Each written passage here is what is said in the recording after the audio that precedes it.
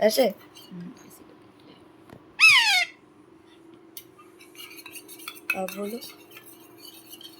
चीकू भूख लगी है। ये चीकू को भूख लगी है, चीकू दवाई खाएगा। देखो कौन सी दवाई है, ये डाइजेस्टिंग दवाई है। और ये चीकू का सेरेलैक्स है, ठीक है। तो देखो इसमें कितने डालते हैं इसे? 3 ड्रॉप डालते हैं। और ये है मेरा चीकू, सुबह सुबह नींद से उठाया, भूख लगी, देखो कैसे पागल हो गया। देखो पेट एकदम अंदर हाँ, चला गया। एकदम पेट खाली हो गया, पेट में कुछ भी नहीं है। हाँ हाँ, अभी बन रहा है, बन रहा है, बन रहा है, बन रहा है। गरम है, बहुत गरम। लो लो। हाँ हाँ हाँ। ओ बाबा, भूख लगी, चीकू को भूख लग गया बाबू।